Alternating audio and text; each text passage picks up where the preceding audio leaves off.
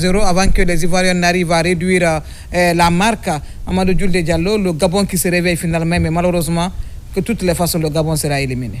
Ah oui, ça va être très difficile maintenant pour le Gabon, même si on a vu des équipes qui ont des points qualifiés. Bon, ça peut peut-être changer mathématiquement, mais Gabon a déjà perdu avant ce match. Prendre 2 défaites et se réveiller lors de la dernière journée, c'est un petit peu compliqué. Maintenant, on a vu Bouanga, on a vu Guelor, Bouanga qui a été vraiment opportuniste et qui a marqué au bon moment, même si la Côte d'Ivoire réduit le score dans les arrêts de jeu au niveau de la première période. Maintenant, il reste 45 minutes, il reste beaucoup à faire encore. Côte d'Ivoire Gabon qui joue comme sans certains de ses cadres comme Aubameyang. Donc, je pense que l'entraîneur... pour moi, il est passé à côté lors de ces 2 premières journées parce que ce qu'on a vu ici, ça veut dire qu'il y avait des qualités sur le banc qu'il n'utilisait pas. Et là, c'est un problème. Donc, mais c'est une équipe néanmoins qui est en train de se battre pour avoir peut-être la victoire contre les éléphants. Voilà, de toutes les façons, la poule elle est encore serrée. Et tout à l'heure, avant l'égalisation comment dirais-je, du Cameroun contre le Mozambique. Le Mozambique était en tête avec 6 points. Et maintenant, avec l'égalisation, le Cameroun reprend la tête avec 5 points. Donc, ça devient compliqué, c'est serré. Peut-être jusqu'à la dernière minute, on ne saura pas qui du Cameroun ou de la Côte d'Ivoire ou bien du Mozambique va être premier de cette poule.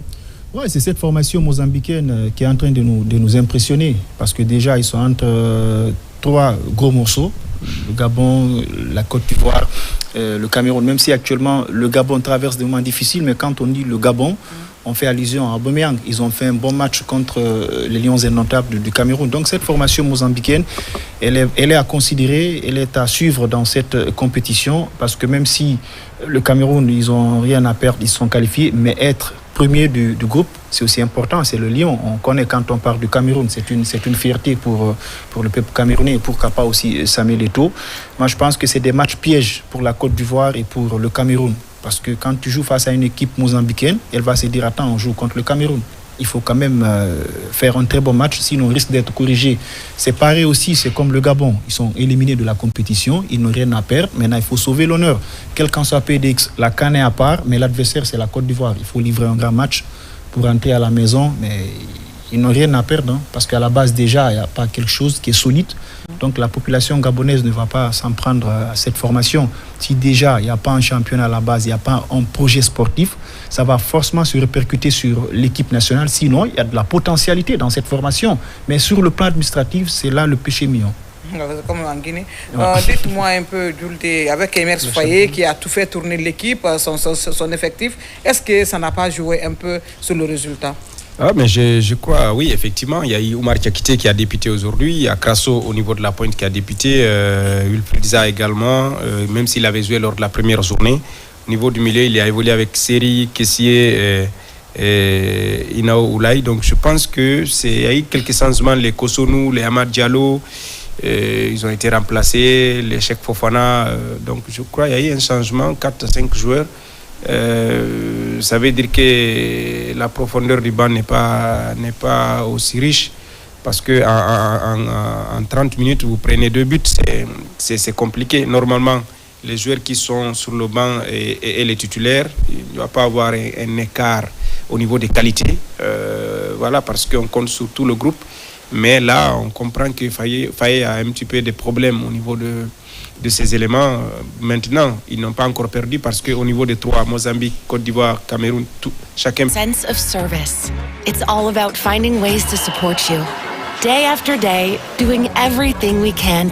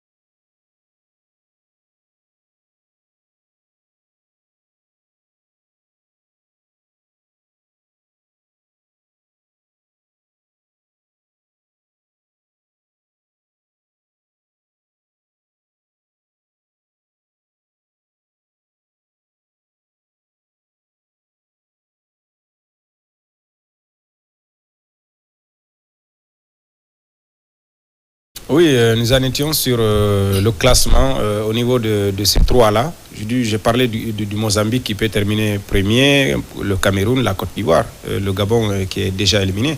Donc je crois que ça va être une poule indécise jusqu'à la dernière minute, parce que en cas de victoire du Mozambique, il peut terminer premier. La même chose pour le Cameroun et pour la Côte d'Ivoire. Maintenant, on attend pour le moment.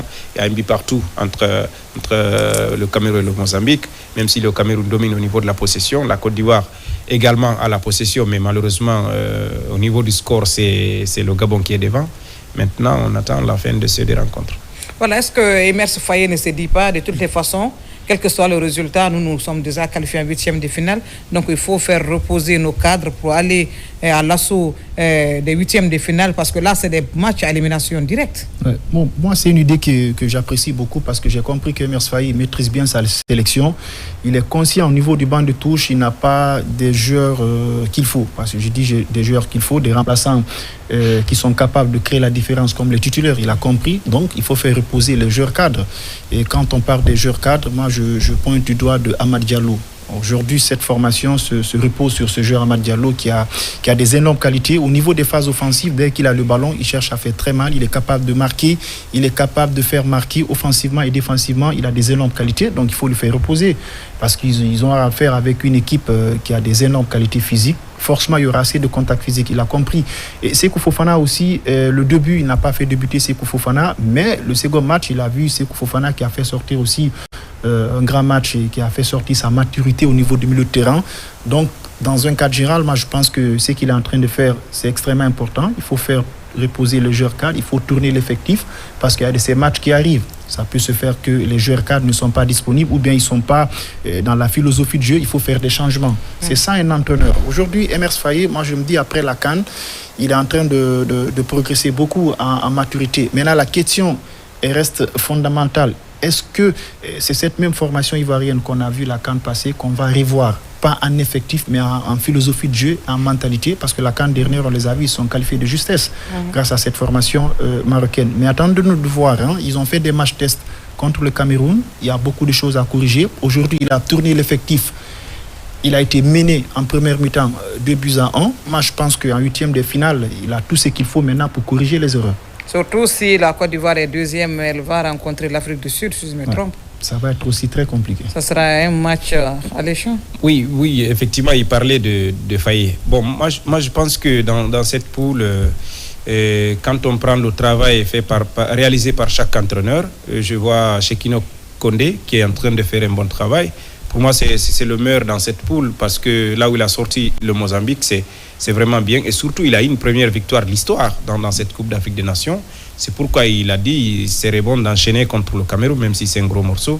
Maintenant, dans les dernières semaines avant le coup d'envoi de la CAN, on a vu la nomination de Pagou, le sélectionneur du Cameroun, qui est en train également de faire un bon travail, un ancien joueur du Cameroun. Mais je pense que pour le moment, David Pagou a pu mettre la main sur les jeunes. Quand vous prenez Kofané, il n'a que 19 ans. C'est lui qui joue au niveau de la pointe du Cameroun, à la place de Vincent Bouakar, qui n'est pas convoqué, André Onana, à cause des problèmes internes dans cette équipe.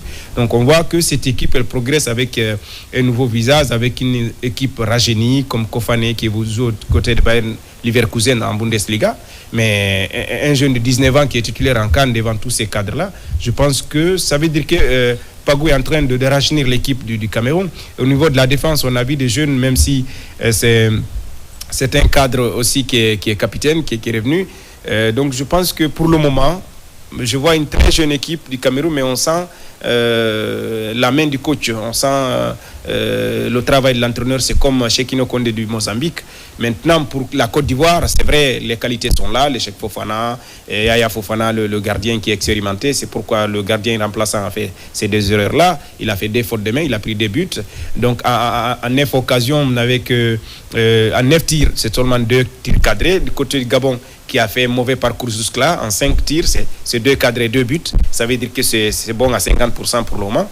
Donc je crois que la Côte d'Ivoire doit beaucoup revoir sa sa copie et travailler en profondeur. Sinon, je ne vois pas loin cette équipe dans cette compétition parce qu'il y a des équipes qui font l'affaire. Quand vous regardez franchement le Mozambique jouer, c'est un football très limpide. Voilà, nous allons partir du côté du Maroc pour aller suivre la deuxième période de cette confrontation entre Gabonais et Ivoiriens. On se retrouve à la fin du match.